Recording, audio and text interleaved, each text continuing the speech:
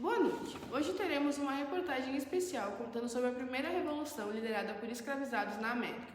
Tratando-se de um marco na luta por liberdade e independência, temos a Revolução Haitiana. O que hoje nós conhecemos como Haiti já foi uma colônia de exploração do Império Espanhol, conhecida como São Domingos. A colônia de São Domingos tinha então sua economia baseada em dois pilares: a grande e rica plantação de cana-de-açúcar e o tráfico de escravos. Os espanhóis haviam dizimado a população nativa e então, com a necessidade de mão de obra para a agricultura, começou o tráfico de escravos vindos da África. Em 1697, a França tomou o território do atual Haiti. Com isso, anos depois, em 1789, os ideais da Revolução Francesa começaram a se difundir pelo mundo e, consequentemente, chegaram à colônia de São Domingos. Com a disseminação das ideias de liberdade, igualdade e fraternidade, durante o período da Revolução Francesa, então foi abolida a escravidão. A notícia logo chegou em São Domingos. Em 1791, tiveram diversos levantes de escravos pela ilha, surgindo e explodindo rebeliões pela adesão de escravos no movimento revolucionário de forma massiva. Um dos nomes mais emblemáticos desse movimento foi Toussaint Louverture, ex-escravo que se tornou líder militar e político. Ele organizou a resistência contra os franceses, enfrentando até o poderoso exército de Napoleão Bonaparte. Mesmo após a captura e morte de Toussaint, os revolucionários seguiram firmes. E em 1º de janeiro de 1804, após derrotar definitivamente os franceses, o Haiti se declarou independente, tornando-se a primeira república negra do mundo e o primeiro país das Américas a abolir a escravidão. Sob a liderança, então, de Jean-Jacques Dessalines, o novo país passou a se chamar Haiti, nome indígena que significa terra montanhosa. O povo haitiano mostrou ao mundo que a liberdade conquistada com o sangue deve ser defendida com coragem e determinação. Com vocês, cenas de reportagens gravadas durante o período da batalha da pré-revolução do Haiti com personagens importantes e marcantes da época. Eu sou Dutch Bookman. Nasci na Jamaica e fui escravizado. Mais tarde fui levado para a colônia de São Domingo. Era a sacerdote do voodoo, a nossa fé africana, que nos dava força e esperança. Com ela encontrei um segredo com outros irmãos e irmãs escravizados também. A gente começou a sonhar com a liberdade, no dia 14 de agosto de 1791. Liderei uma cerimônia em Bois Caiamã naquela noite. Disse: ó Deus dos brancos, ordena o crime. Nossos deuses nos pedem vingança. Eles conduzirão os nossos braços e nos darão assistência. Quebrem a imagem do Deus dos brancos, que tem sede das nossas lágrimas. Escutemos em nós mesmos o chamado de liberdade. E o povo ouviu. Aquela reunião foi o início da nossa revolução. Uma semana depois, em 22 de agosto, o nosso povo se levantou. Queimamos plantações, enfrentamos os senhores e lutamos pela nossa liberdade. Fui um dos líderes dessa revolta. Era só o começo, mas o fogo da libertação já tinha sido aceso. Em 1791, Boukman foi morto pelos franceses. Sua cabeça foi cortada e exibida em público no mesmo lugar em que queimaram Macandal, outro revolucionário. Isso foi feito para assustar os revoltosos, porém não funcionou. A luta continuou e outros líderes como Toussaint Louverture seguiram com a revolução.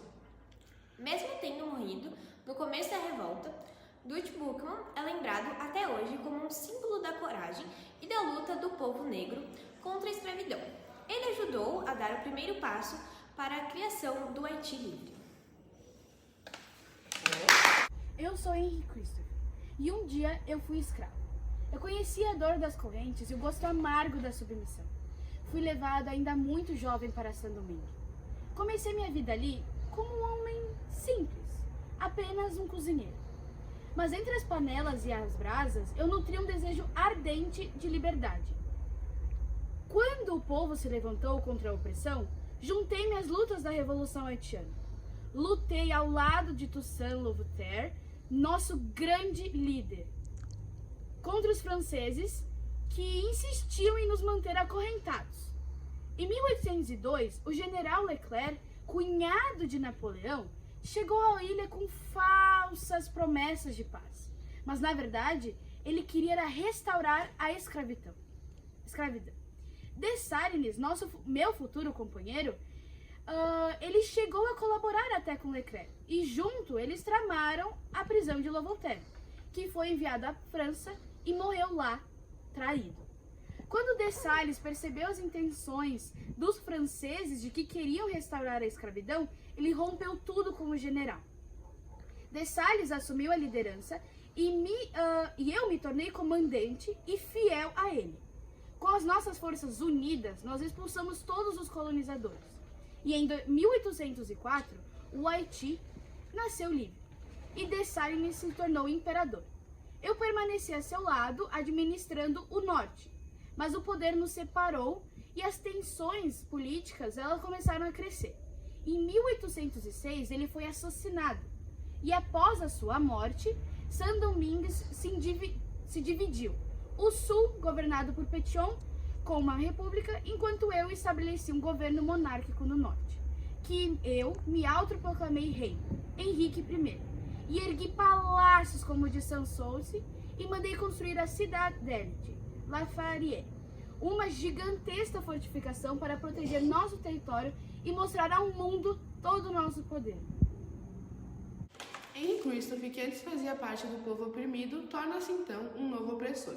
Seu governo é marcado pela grandiosidade e pelo autoritarismo. Ele constrói palácios suntuosos como o Palácio de Sanssouci e ordena a construção da Citadela La Ferrière, uma imensa fortaleza militar no alto das montanhas. Tudo isso através do trabalho forçado da população negra, que recém havia conquistado sua liberdade.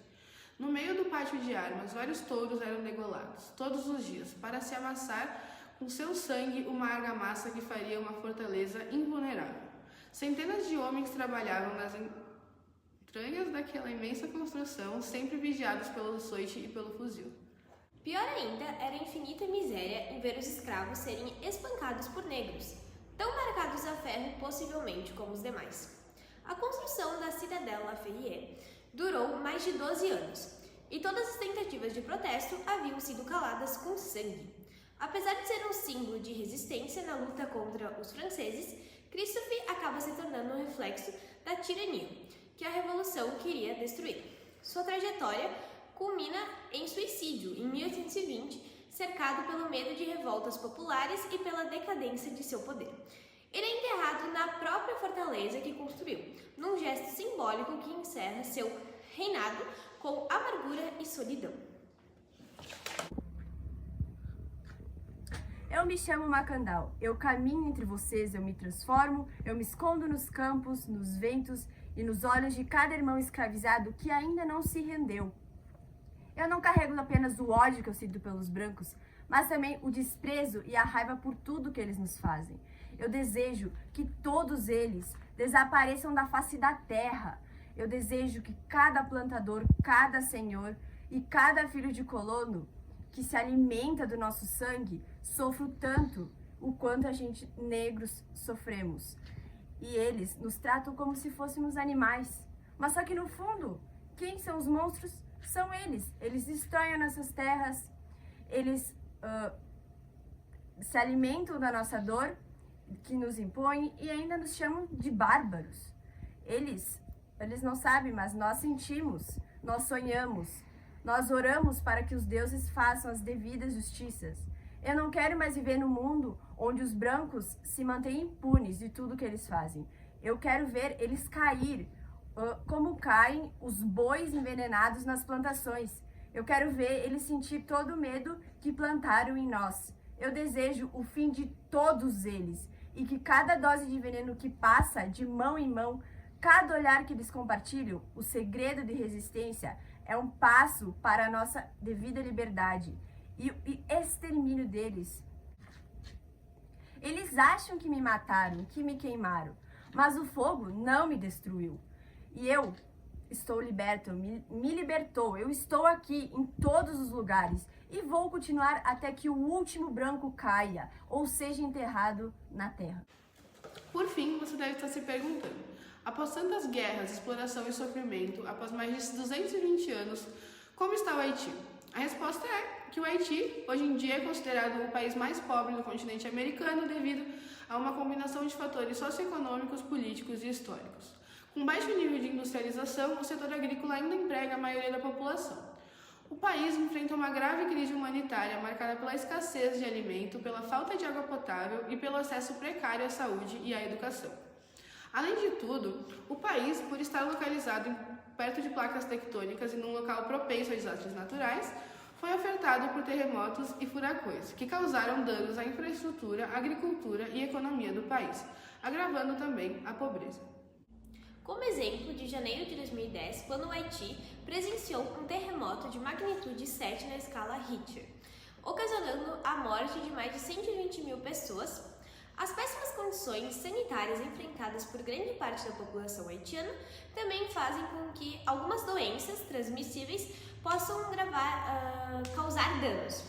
O país possui problemas socioeconômicos, como de acesso a serviços de saneamento em apenas uma pequena parcela de domicílios, e a população, em sua grande parte, sofre com a desnutrição, possuindo baixo índice de desenvolvimento humano, e quase metade dos habitantes são analfabetos.